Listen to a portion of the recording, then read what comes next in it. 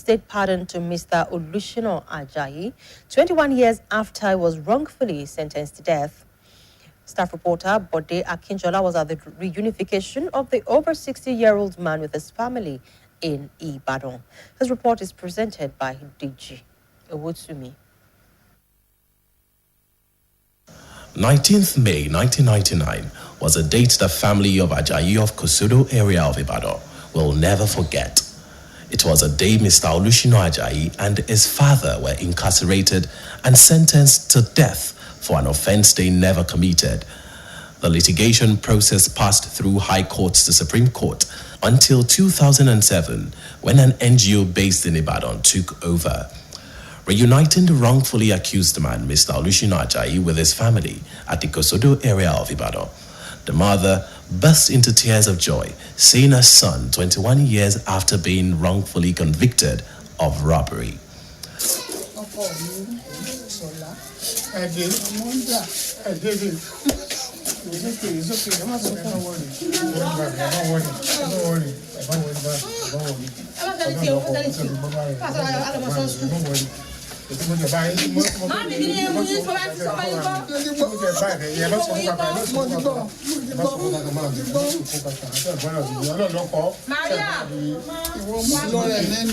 The mother, who is in her late 80s, spoke with BCOS News on what transpired, trying her best to narrate the incident, even though it was barely coherent as a result of her age.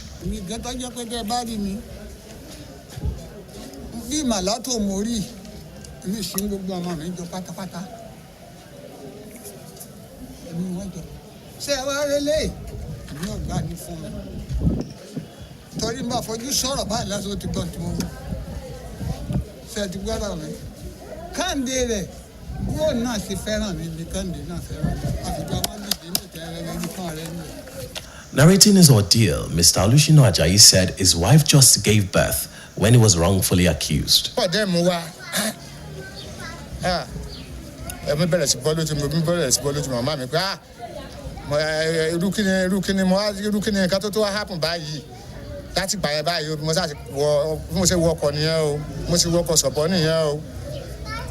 But the low 21 years near where one no leku, that Jacoboya Mugu, that Jacoboya Mugu, that Jacoboya Mumukone Kari was Ania Oru Meloju, Ania Oru Meloju, Sina call, then but we want to condemn yet.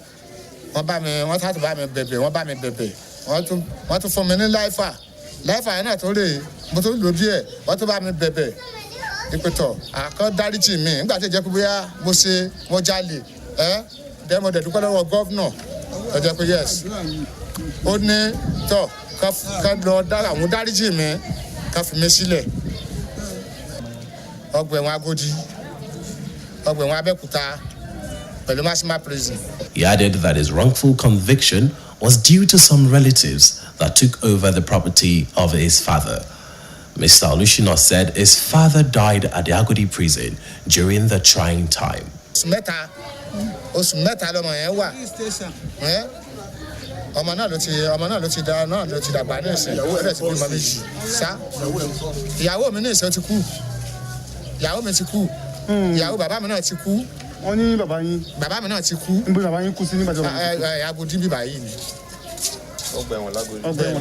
Speaking to BCOS News, the director, Center for Justice, Mercy and Reconciliation, who took over the case and pleaded for mercy on behalf of the accused, was full of gratitude to Governor Ajayi Makinde for critically looking into the case through the State Ministry of Justice and the Board of Prerogative of Mercy.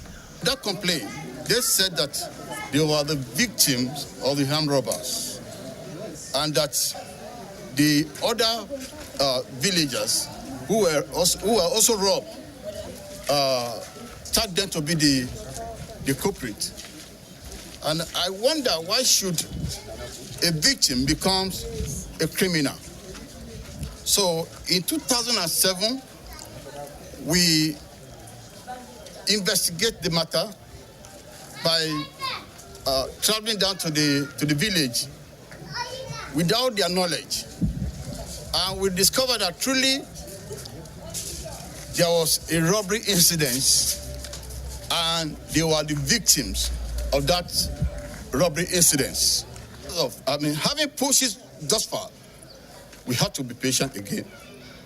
By the grace of God, when Governor Ajayi Makinde was elected, so we had the reason again to present the matter before His Excellency, Governor Ajayi Makinde. And I was so surprised that when I got a call from the Ministry of Justice that I should produce the full judgment of the Court of Appeal. And then I produced the full judgment of the Court of Appeal. The outcome of that was that he was asked to be set free.